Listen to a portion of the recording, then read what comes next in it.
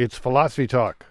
When you sign on to that 28-page document that you didn't read, you are not clicking on the First Amendment. You're clicking on terms of service. They're going to define what you can say and what you cannot. What are the biggest challenges facing activists in the digital age? What's private, what's public, and who decides? Can we use digital tools to organize politically while also protecting our privacy? Folks who are telling us that privacy is over have a vested interest in telling us that privacy is over. How has the internet changed the way we engage in civil society? What is a hashtag anyway? Technology, I think, is a good thing. I think we've learned some pretty bad habits. Our guest is Lucy Bernholz, co-author of Disrupting Philanthropy, Technology, and the Future of the Social Sector. The access to the internet and mobile and digital technologies at least gives all of us a chance to get in there. Cyber-Activism. Coming up. Hashtag Philosophy Talk.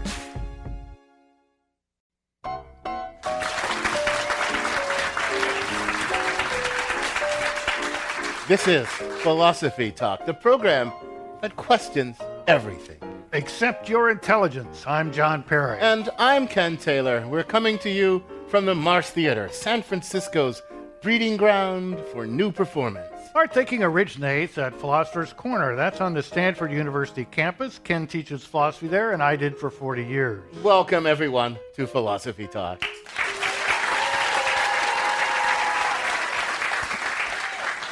Now, today we're going to philosophize about cyber-activism. By cyber-activism, we mean political activism that's made possible by the use of cyber tools. Things like email, Facebook, Twitter, YouTube, podcasts, and so on. The internet is changing everything, practically everything, from the way we work to the way we play. It only stands to reason that it should change the way we engage in social and political action, too. Yeah, John, think back to the old days. Remember how hard it was to organize a rally before the days of the internet? You had to knock on doors, hand out flyers, hang posters all over the place. Well, today, you just need to send out a tweet. It goes viral, and the next thing you know, thousands of people may show up. Well, in 1968, my wife and I had a home center for Eugene McCarthy. And it was a lot of work. You had to beg people to willing to spend hours on the street corner handing out petitions and getting signatures. And all, of course, to no avail because McCarthy lost. But, you know, it wasn't just posters and petitions. Let's not forget, there was this thing called TV and radio and print. Those are all forms of mass media. And in their heyday, you do have to admit, each of them had a huge effect on the way we organize and mobilize people. Yeah, but, you know, those media were top-down, hierarchical. To get your voice heard, you had to be a pretty important person. You had to enjoy the favor of the gatekeepers. You had a lot of money. You somehow had to force your way onto the scene through money or perhaps mass disruption. Cyberspace is the great leveler. For good or evil, it totally democratizes the way we communicate, organize, and mobilize. Yeah, well, that's true. Think about if you were trying to get a petition drive in favor of McCarthy. These days, you want to do a petition drive, you don't have to spend lots of money. You don't have to enlist tons of foot soldiers. You just put it up on the internet, which anybody can do. You share the link with your like-minded friends and followers. They share it with their friends and followers, and before you know it, you've got thousands, maybe even millions of people willing to stand up and be counted for the cause. Right, and McCarthy still loses. But really, Ken, you mean sit down and be counted. This is the most passive kind of activism. Signing an online petition is mostly practiced from the couch. Yeah, couch potatoes have their right to be heard too. Don't you think you got something against couch potatoes? No, but it's not just that I object to it. They're part of a symptom of a larger disease. Disease? You're comparing the internet to a disease, John? Well, like all things in life, it's kind of a mixed blessing. Oh, come on. Why don't you enlighten me, oh wise one? Well, the barriers of entry are so low that there are just too many voices vying to be heard. In the old days, it was too hard to be heard. But today, it's too easy. Every voice is amplified, and when every voice is amplified, nothing gets heard. Do you mean to tell me you want to go back to the old days of the top-down gatekeeper? Surely you jest. Well, those gatekeepers weren't all bad. They filtered out some of the noise. They certified some voices as worthy of our attention. They actually facilitated conversations that were more than a mere cacophony. Well, but think of these recent police shootings of young black men. Think of the anguished national conversations those things have prompted. Do you really think we'd be having those conversations if it weren't for cell phone cameras everywhere, each one of them connected to the internet, each one of them hooked up to social media, and that social media enabling them to go viral overnight? You think we'd be having those conversations in the good old days? Yeah, but for every cause that gets a hearing, every important cause, 10 shallow causes of no significance having to do with Justin Bieber or Angela Jolie get a huge hearing too. Well, I don't think you've got your percentages exactly right on that one. Well, how about the issues of truth and reliability? Do you think the ratio of truth and falsehood has been increased or decreased by the internet age? Well, I have to admit, it's probably been decreased, but you gotta take the good with the bad, John. You can't have everything. And who does the internet benefit most? Nefarious actors like ISIS or good guys like us with righteous causes? Oh, no, there you got me again. The jury's still out on that one. The internet enables some pretty ugly people to organize themselves in some pretty ugly ways. I have to admit that, too. Well, and how about the issue of the big guys versus the little guys? Who gains more from the new way of doing things? Oh, I got you on that one. It's the little guy. I mean, you said it yourself. The internet is tearing down old power structures. That's certainly true. You and I agree on that one. Well, it's replacing the old big guys with new big guys. Amazon, Google, Facebook. These are not little guys, Ken, and they're in charge. There's a lot to consider here, isn't there? I'm not even sure where we should begin on this topic. Well, like always, we should look at somebody younger and wiser. That's our roving philosophical reporter, Shuka Kalantari. We sent her out to see how cyber-activism has rallied nations and brought about real-world changes. She files this report. This story kind of hits close to home. You see, I was raised in California, but born in Iran. In 2009, I was long gone, but that's when thousands of people took to the streets in my home country. They were protesting the results of the presidential election, which most thought were rigged. And for the first time in the country's history, the entire world watched. On Twitter, and Facebook, and YouTube. Then in 2011, the same thing happened in Egypt, and then Tunisia, and pretty much every other continent in the world. Anyone with an internet connection or a smartphone got to be a cyber activist. But it wouldn't have worked unless real change happened on the ground too. Like when CNN didn't immediately cover the Iran protests, a Twitter movement ensued with the hashtag #CNNFail. After that, CNN started covering the protests a lot. That big day of morning rally in Tehran has begun. Information today, a precious commodity there as the Iranian regime cracks down on the release of information. Then there's clicktivism. The idea is one click of the mouse can make you an activist from the comfort of your own couch. One Stanford graduate loved this model so much that in 2007, he decided to build a clicktivist company, Change.org. I went to their headquarters in San Francisco to see how they work. Hi, how are you? Good, how are you doing? I met Brianna K. O'Cotter there. She does their PR. She remembers one of their first big campaign successes. This petition was started by a group of women in Saudi Arabia who were petitioning for the right to drive.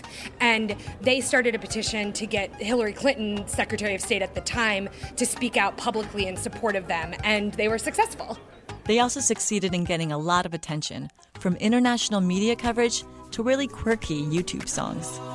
No woman, no drive.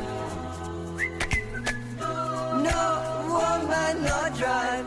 Change.org also has a lot of luck tackling big business, like Bank of America.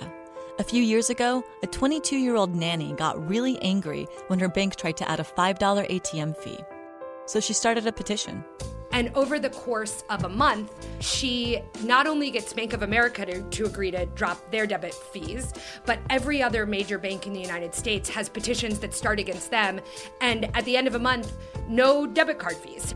That, in my mind, kind of signaled the beginning of a wild ride. Today, over 70 million people in nearly 200 different countries use Change.org's website. Kay O'Cotter says their model works because the online petition is only the starting point. It's a way to rally public support online in a centralized place, but you'll also see actions on the street, petition deliveries to the decision makers, negotiations behind the scenes, lobbying, Facebook groups that pop up around it. But having a centralized place to organize, the internet, is how they're able to get 25,000 new petitions started up each month. We're trying to use technology to enable people everywhere to create change about what they want to see in the world. And it's amazing what happens when you allow people to do that. Cyber-Activism is the digital version of old school activism. Signing a petition or sharing a Facebook post can lead to social change, whether it's a revolution in the Middle East or getting $5 back from your bank. For Philosophy Talk, I'm Shuka Kalantari. Thanks, Shuka, for that introduction to contemporary cyber activism. I'm John Perry. I'm here along with my fellow philosopher, Ken Taylor. We're coming to you from the Marsh Theater in San Francisco. Our guest today is a visiting scholar at the Stanford Center on Philanthropy and Civil Society. She's co-author of Disrupting Philanthropy, Technology and the Future of the Social Sector. Please welcome to the Philosophy Talk stage, Lucy Bernholtz. Welcome, Lucy. Thank you. Lucy, the disruptive power of the internet and other digital technologies is no doubt a fascinating thing. We're all a little bit interested, but you're a lot interested. What got you thinking about this topic? I have a lot of siblings and a lot of first cousins, so I spent a lot of my childhood surrounded by age peers, which leads to one question: what's mine and what's yours, and who decides? So you grow up a little bit, that question becomes what's private, what's public, and who decides? 1994 or so, World Wide Web comes along, it's new, I'm naive. I actually read those terms of service and privacy policy. Yeah, I'm the one. Gosh. And they worry me. There's not much in there about my privacy, so that was the beginning of this journey. Wow, you read the whole thing. What is it? How's it? I mean, if you download it, how many pages is it? It's a lot. Oh, about 27. It depends on whose, but yeah, 9.5. Now, Ken over here, he's a real gung-ho technology guy. He's never met a new technology he didn't like. He's looking forward to space travel and, calling home with his iPhone from Mars. I just tend to see mixed blessings everywhere. I've got my typewriter and an iPhone 3, and that's about as modern as I want to get. It's an electric typewriter. You are obviously someone who's deeply interested in issues of harnessing technology for social change and social progress, and not harnessing technology for social retrogression. So what's your kind of overview before we get into the details, the overview of the current state of the internet, freedom, privacy, a blessing, a curse, something in between? What's going on? Well, I think the tools themselves are a blessing. I think, as Shuka showed, there's no denying the access people have now and the ability to both put their voice out there, but also check the voices of others. So the technology, I think, is a good thing. I think we've learned some pretty bad habits, and we need to check those habits. Bad habits. Expand. What bad Well, habits? so I know you asked the audience to turn off their cell phones, right? But I know, first of all, they all have them. Probably everybody's got about 1,000 photos on those cell phones, and they're all location tracking devices, right? The 1,000 photos means nobody can find any photo they want, right? With data storage has become so cheap, we keep everything. You wouldn't keep all the information you had about all your friends and family and bad things you've done. The location tracking device. And the location tracking device is a little tricky. It means somebody knows you're right here, right Exactly. now, But that thing is on. That's right. Surely in those 29 pages, were they from Apple or Google or Facebook? They must have had some reassuring things in there. No, they're not privacy policy. They're not interested in me. They're interested in what they can use with my data. They shouldn't be called privacy policies. They should be called what we're going to do with your data policies. And when you click on that agreement, you're saying, yeah, do all this stuff, which That's I right. didn't read that you're going to do and don't Exactly have any right. idea You that know you're what the gonna biggest lie on the internet is, don't you? No. I agree.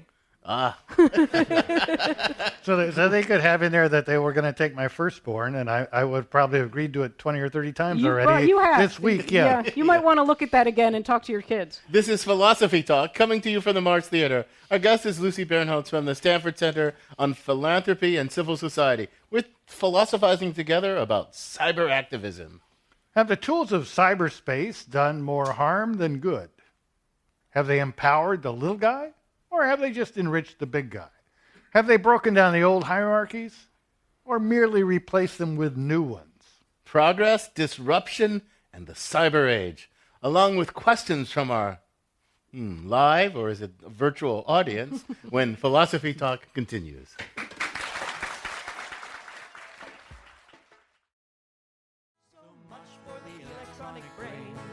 That run the world of banks and aeroplanes, and if one little mouse can set them all awry, why not you and I?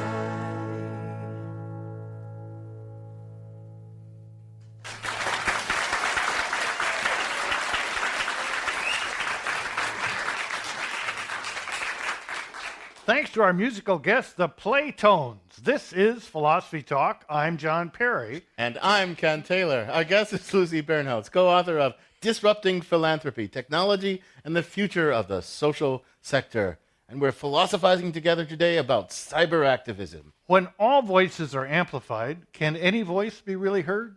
Has the internet encouraged conversation or merely allowed cacophony?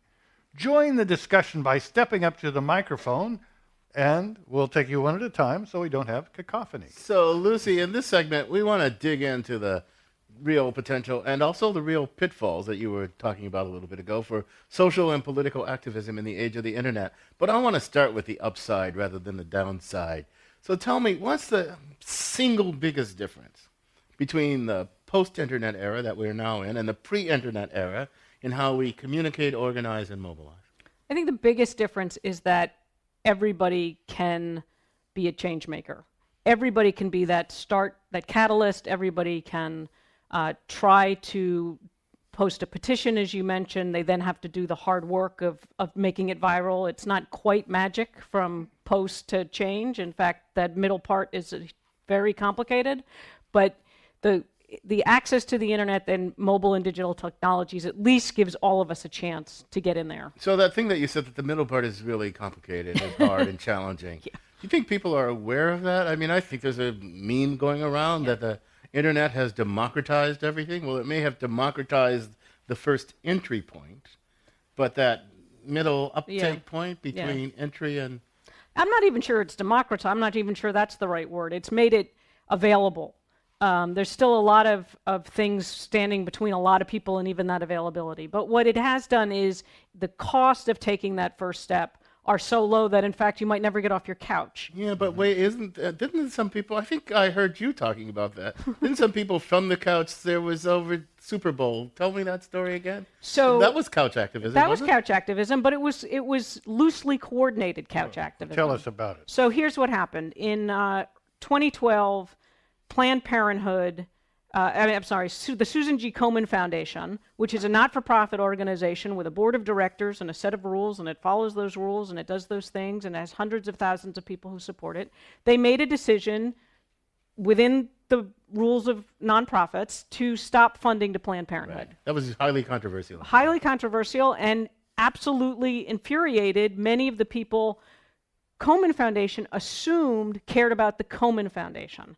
Well, the people who heard about this and disagreed with the decision took to Twitter and actually also used major broadcast television. What they did was actually hacked the hashtag that was being used for this small TV event you might have heard of. It's called the Super Bowl. Yeah, right. Right. So Komen had worked with the NFL and created a hashtag for the Super Bowl. And these folks who, first connected via their own email accounts and Twitter and said sort of, this is outrageous, this shouldn't happen, well, let's do something. Okay, so from wherever they were, they took the hashtag that Komen and the NFL had paid for and put money into advertising, and they hacked it. Every time anybody clicked or used that hashtag, they were redirected to a different website that said, "Take back the pink." This was just one thing. It was about there were 8 people or so behind it, Right. although by the time halftime rolled around, Yeah, right. the official hashtag had been hacked every single time. So hundreds of thousands of people got involved in this. There were a bunch of other So parallel eight activities. upset people, right? 8 upset people. Started this, and it turned into 100,000s of people protesting whole lot of during the Super Bowl. During the Super Yeah. Bowl. And that was all from the couch.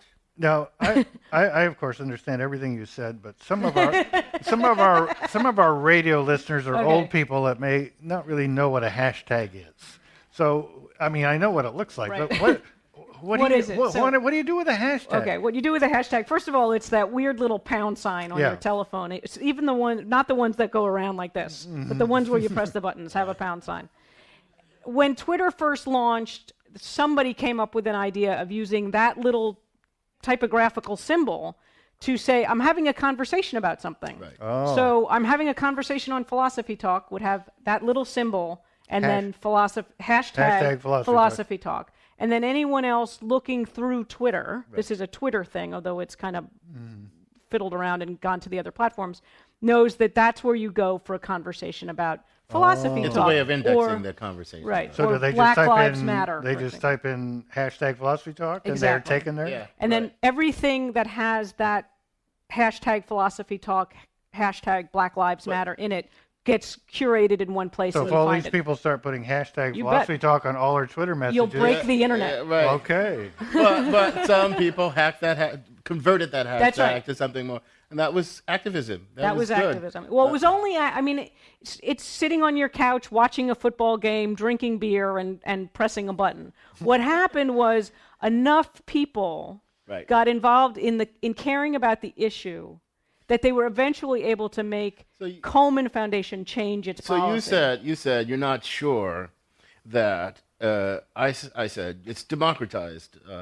You said you're not sure about that. Why not? Why would you resist the characterization that the internet has democratized the access to the means of organization, mobilization, and It has brought the cost way down. I'm not sure. You're the philosophers. I'm just a mere historian.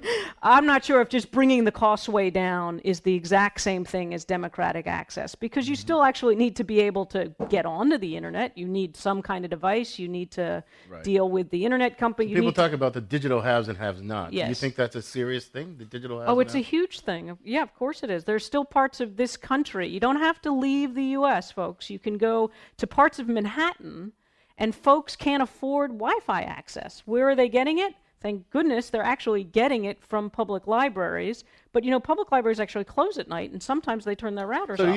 you think then, I mean, has this thing become so vital, these digital technologies, so vital to our public life, that you can't be a full participant in the public discourse and public life unless you have access to these things? So should we enshrine into the law or into the Constitution the right of equal access to digital tools? There's a discussion of that. There are folks who are arguing that information access is a human right, and it should be a civil right. What do you think? I think it's not quite a human right. I think it's information access. This country, we've already enshrined into our Constitution that there should be free press and free speech, and we should make sure that the tools of today are accessible the way the tools of tomorrow are. Because, by the way, whatever it is we're using today, we're going to be using something else in 5 years. Right. So we need to keep that in mind. Well, there's this current debate going on about 2 tiers of use and so forth. Is Net neutrality. Is that a crucial issue? That's a crucial issue, because that's taking the system that we've already paid for.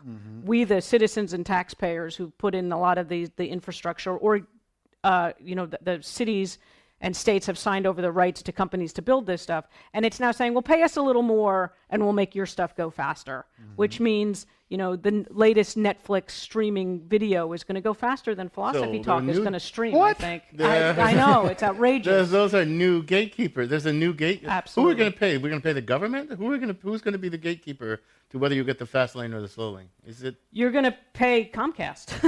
Comcast? Comcast and AT&T, Comcast, AT&T, so your telecom companies, your cable companies, and your internet service providers. They're the new gatekeepers. Well, that's frightening. So look, Comcast and AT&T, that brings another thing to mind.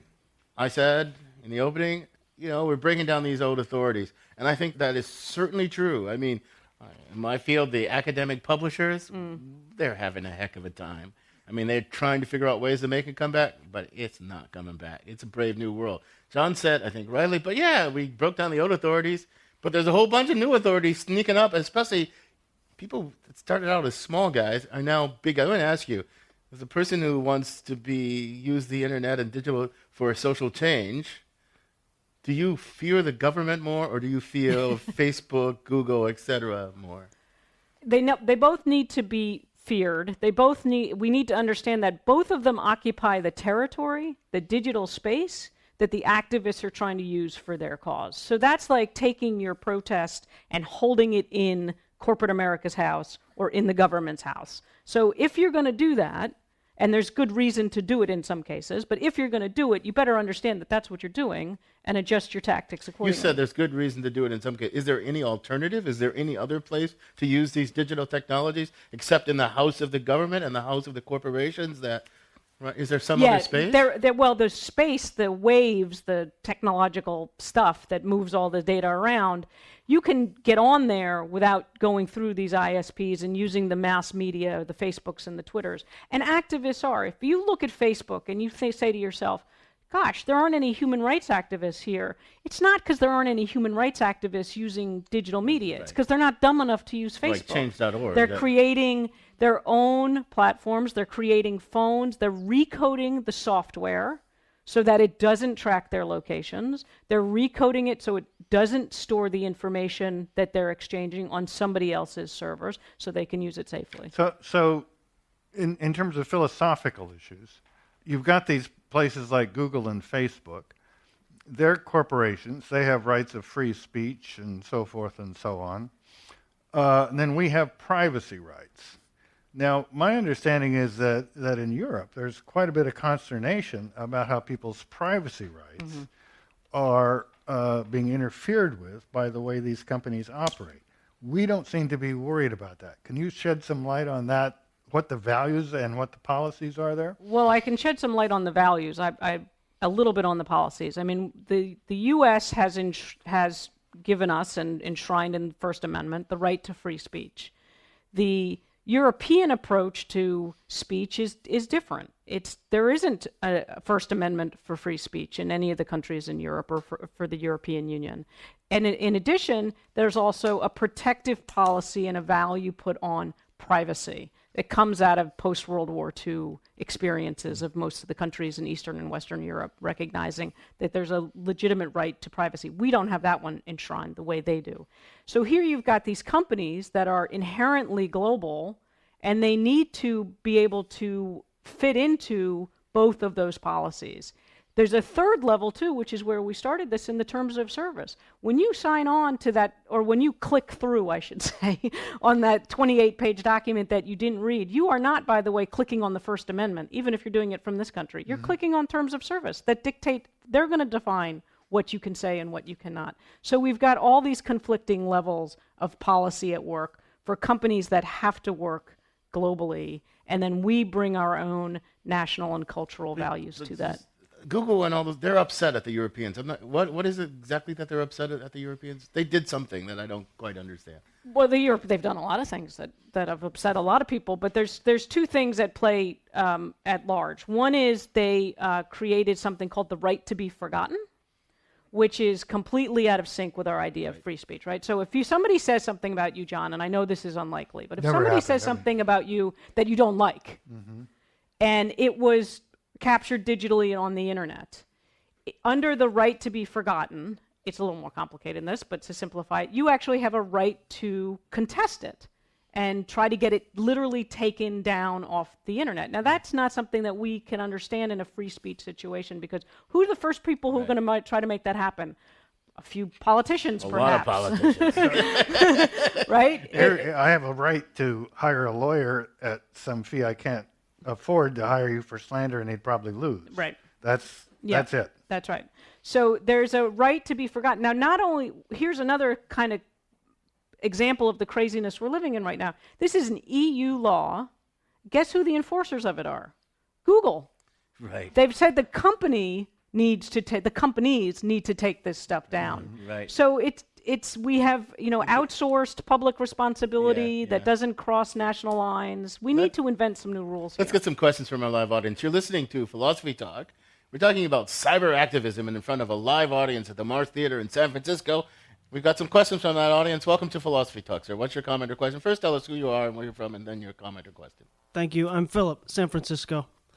My question has to do with your initial impressions in '94, reading that document, the terms of agreement.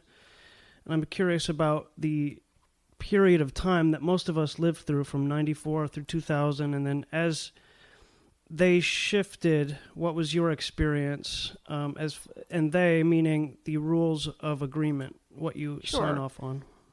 So basically, the point of the story was to say that here's this document being presented to me for this new thing, this World Wide Web that was as new to me as it was to everybody else in the room. It was called a Terms of Agreement or a privacy policy. There's very little in it, even then, about what I read as being about my privacy, that like my conversations, my communication was going to be mine, which is my definition of both ownership and privacy. Over time, all of us who've lived here, all of you who are on Facebook, have seen them change those rules, and typically the experience has been we're going to change the rules and see if you get mad. And if you get mad enough, we'll just take it, usually, depending on which company we're talking about, and we'll just keep pushing that. So, of course, you as a user or a person have a choice here. You can just say, no, I'm not going to play by those rules. I'm not going to use that. And I think what's happened, two very obvious things have happened. A lot of other tools have come along, and people have chosen or not chosen to use them. But I think the scariest thing that's happened is the degree to which we've just habituated ourselves to thinking that those choices are the only choices. Right. I think we don't think enough about what they're up to. We think about what it enables us to do. Right. But we think very, very little about what are they doing with all this stuff that they're gathering. And as you start to think about it, it gets to be kind of astounding and frightening. But you're listening to Philosophy Talk. We're thinking about cyber-activism with Lucy Bernholtz from the Stanford Center on Philanthropy and Civil Society. In our final segment, we'll examine how the tools of cyberspace can be improved to better service. How can we make sure these tools actually advance the social good and diminish the gulf between the digital haves and the digital have-nots? We're coming to you from the Mars Theater in San Francisco. We'll take more questions from our live audience when Philosophy Talk continues. You broke it, you should fix it. You're liable, just admit it. I should have flown with someone else or gone by car. 'Cause United breaks guitars. Yeah, United breaks guitars.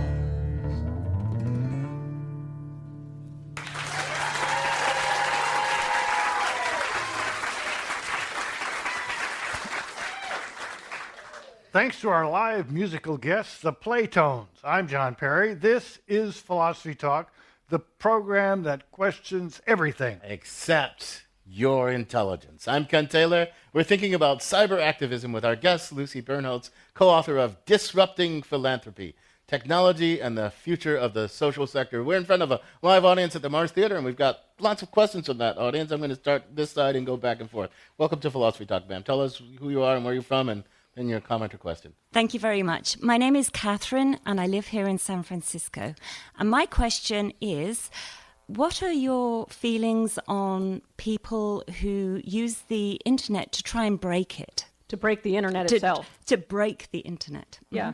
Thank you. Well, I mean, that's another example of how the digital environment has infiltrated our lives, is that, in fact, it's not just activism with the internet, it's activism against the internet. So there's lots of points of view on this. There's a lot of activism about the government surveillance of the internet. There's activism and concern about the corporate control of everything that travels through their equipment. And then there's a sense that, in fact, if you can take down websites, that itself is an act of protest. Are people trying to break the internet?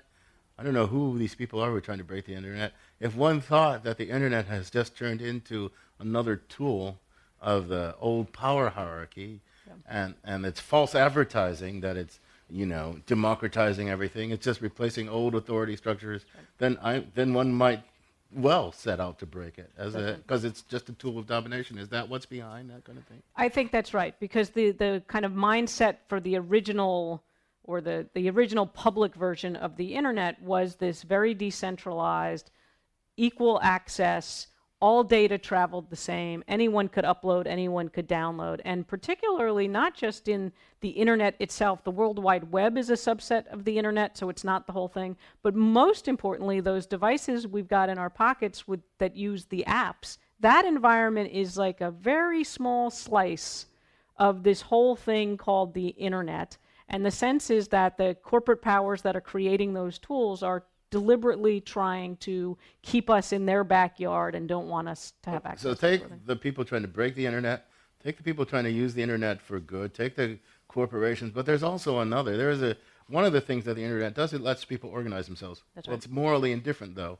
So the good people and the bad people, I mean, is the benefit of what the good people can do, whoever you think the good people are, does it outweigh the benefits of what the bad people can do? Does it help one more than the other? Well, I don't know. Are there more good people or bad people out there? I don't know. But Right? you're at the Center for Philanthropy and other stuff. Right, So are philanthropic organizations, who I think of the do-gooders of the Yeah. world, are they taking advantage of the internet the way they should? No, they're not doing anywhere near enough, actually. And I think they, like many of us, are habituated to the default settings, if you will, that corporate America has given us, corporate globe has given us, and governments have given us. So we all need to get smarter about this and recognize that we need to use the settings of the digital age, the way that environment works, and recognize that it's not the analog material. It's not the First Amendment. It's not freedom from surveillance. And since it's not those things, what choices do we have? Well, we can try to change the rules about that. That is good old political and social activism for you. And we can actually change the way we work in those spaces. So you see groups creating their own tools. Right. And you see groups saying, you know what? So here, back to my photo analogy earlier. If I have all that data on everybody who comes through my nonprofit or everybody my foundation funds, if I keep all that data, I'm liable for it. I got to protect it. I can be subpoenaed for it. I might be putting people in danger. So you know what? I won't collect it. There's a choice. More questions from our audience. Welcome to Philosophy Talk Now. Kristen from San Francisco, and the question is about how we think about traditional versus new media. So CNN or traditional newspapers, we hold a very high standard to be unbiased and fair, but people are getting their media sources from Facebook, Twitter, Instagram now, but we're not really looking at the algorithms behind how they show us and what they show us. Should we be? Yeah. Will we be? Oh, God. Yeah, so there's actually the new Director of Technology for the FTC has said he cares deeply about ethical and visible algorithms. So this is actually coming to light, which is kind of incredible. So, here's a word that's like hashtag, right? I mean, who wants to talk? I'm a historian. Why am I talking about algorithms? It's not just that so much of our data has been stored. It's that decisions are being made using mathematical equations that, assign a certain value to certain kinds of data. And this is driving policing, housing policy, credit policy. Sure, it's everywhere. So yeah, do we need to understand how those decisions are made? Yes. I got to tell you, there was all kinds of stuff going on beneath the hood that we don't know about. And I don't know if we have a right to, but it would sure be good if we could make this more transparent. Right. Well, do we have an enshrined right? No. But do we have a democratic value at stake here? This is a new form of power. And democracy works when we can subject power to scrutiny. And it's a new kind of power. Yeah. Welcome to Philosophy Talk, sir. Yes, I'm Dan from San Francisco. Briefly, we talked earlier about the Target and so forth. And with, of course, the very public Sony break-in recently, and that's incredibly massive. And it seems we have so many of these that my question is privacy over? Given that it seems that the bad guys, anyone who wants to break in with the right skill set can do so, are we going to have to change our notions of privacy? No, we should change our behaviors. Privacy is another word for liberty and freedom. So if it's over, we got a really big problem here. The folks who are telling us that privacy is over, for the most part, have a vested interest in telling us that privacy is over. They are running corporations that want you to keep exchanging your social security number. And you don't even have to put that particular type of obviously sensitive data on there. There's so much information about each of us out there that they're triangulating this information. What we need to be aware of is the value exchange we're making for that. And if you value 1 day free shipping or 2 day free shipping, then that's okay. But if you value freedom and your own personal information and that's not what you want to do, there's plenty of options for you to still be able to communicate with a lot of people, but don't consent to those terms of service. But you know what? You say we need to change our behavior, but I'm afraid that ain't going to happen. Yeah. And because of the following, I have a 17-year-old son. I love him to death. He doesn't do much Facebooking, but he texts his friends constantly. Right. Some of his friends tweet constantly. Yeah. Some of his friends use they live their lives in public. They don't understand what privacy is. They've lost a certain kind of political ethos. That's gone. It's just completely gone in certain generations of Americans, I believe. I don't think it's gone. I think it looks different. So you've got a teenager, I've got a teenager. Here's one thing we both know. When they're talking to their friends in a language that we don't understand, that's on purpose. It's code.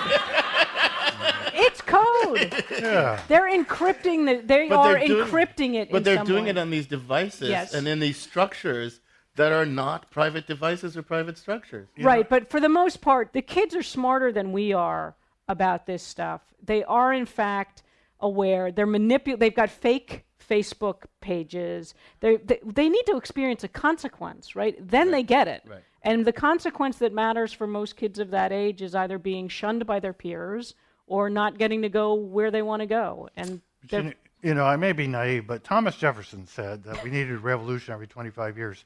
The NRA thinks that's why we should have guns, but I doubt if that's what in his more thoughtful moments he meant. We have this amendment process, and it used to be used fairly frequently to solve problems, and sometimes like prohibition. I mean, why did prohibition go into effect? Well, because a lot of people wanted it, and then it went out of effect. Why? Because it didn't work. It's a process that needs to be used every 25 years to face up to the way things have changed. We ought to have some amendments, to face up to the fact that our Congress is bought and sold by big corporations. We ought to have some amendments that face up to the fact that the Supreme Court has destroyed the meaning of the word person. And we ought to have some amendments that reflect that privacy isn't something you could take for granted like you could in the days when you just moved west and nobody knew who you were. Right. It's a new world. So we ought to sit up and do something about it. John, you have to start tweeting.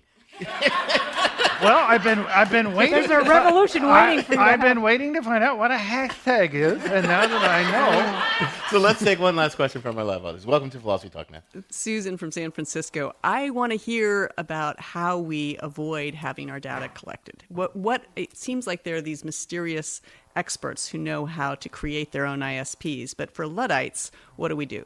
So there's a couple of things. I mean, first of all, the important thing is to keep letting the companies and the government know that we care about this. Apple is marketing its newest devices, which I'm sure you're going to upgrade to, saying that they protect your data better than the other guys. So this message has been received, at least somehow, by some of these folks. For the rest of us who can't code our way out of a paper bag, which includes me, there are off-the-shelf, off-the-internet tools you can use that encrypt your email. If you look up in the upper right-hand corner of your web browser, which is that thing you use to get onto the internet, there should be some encryption message up there. If not, change your web browser. There's a growing number of not-for-profit organizations that are trying to take the more complicated versions of software that protects your individual privacy and make it customer friendly. One last thing, though. You said the Apple's newest device, that's that Apple Watch thing, right? Which is going to gather all this information about your health. Right. They may not let anybody, they may protect it, but I think they're probably going to sell it and distribute it. Yeah. So, I mean, remember what their motives are. right? And go looking through those privacy policies. So the Apple Watch is extraordinary. If you look through it, and they advertised it about, we're not going to be selling your data and only you will have your data. But if you actually go to see what they put in writing that they're going to hold themselves accountable to, it says your data will only be made available for medical research, period. Yeah. Medical research by whom? Nike? Yeah. I bet. Wow. I put my Apple Watch on one day and I start getting Viagra ads the next day. It's not going to take a day. Lucy, this has been quite an interesting conversation. We're just scratching the surface, but I got to thank you for joining us. Thank you.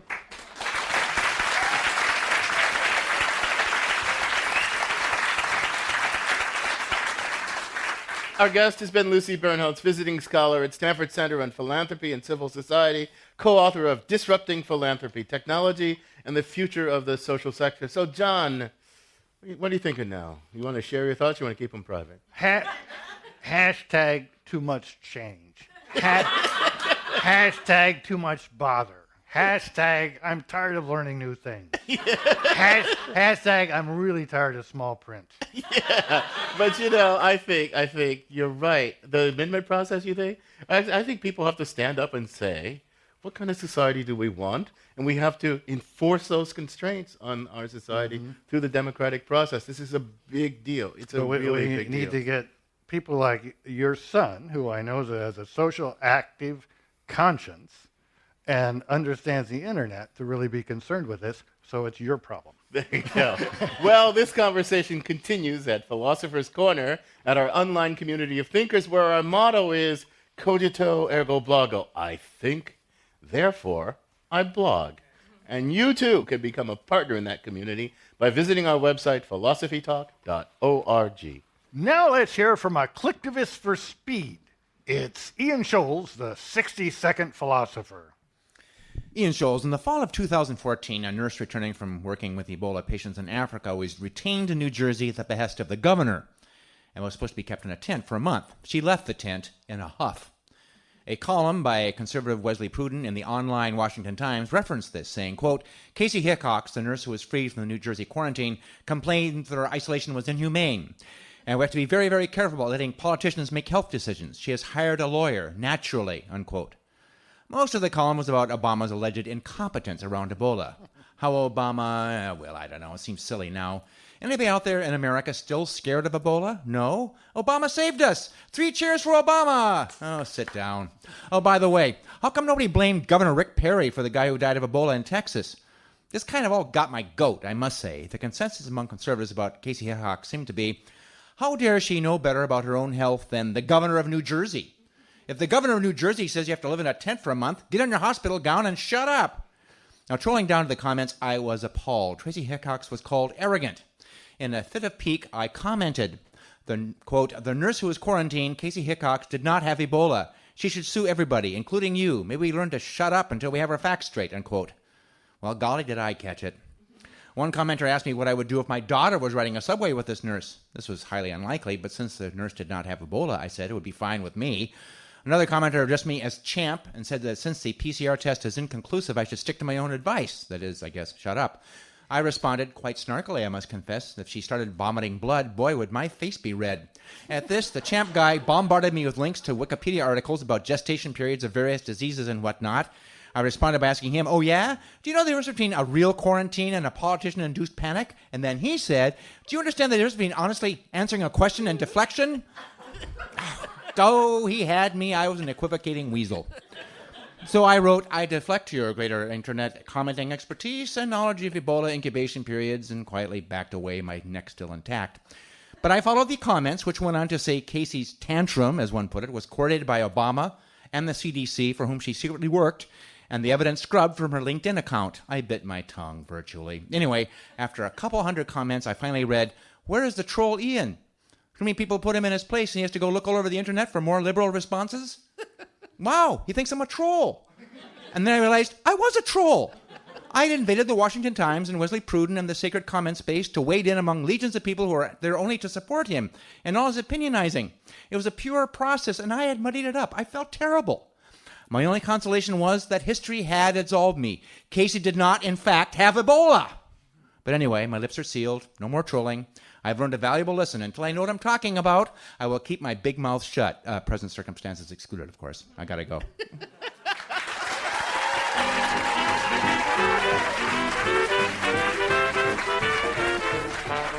Philosophy Talk is a presentation of Ben Manila Productions and the trustees of Leland Stanford Junior University, copyright 2014. Our executive producer is David Demarest. Special thanks to Stephanie Wiseman, Marie Cartier, Or Gozal, Kiuzad Eya, Dan Brandon, and Crystal Nickerson. Our program is produced by Devin Strolovich. Laura McGuire is our Director of Research, and our Marketing Director is Dave Millar. Support for Philosophy Talk comes from various groups at Stanford University and the partners at our online community of thinkers. And from the members of KALW, local public radio, San Francisco, where our program originates. Now, the views expressed or misexpressed on this program do not necessarily represent the opinions of Stanford University or of our other funders, not even when they're true and reasonable. The conversation continues on our website, philosophytalk.org, where you can become a partner in our community of thinkers. I'm John Perry. And I'm Ken Taylor. Thank you for listening. And thank you for thinking.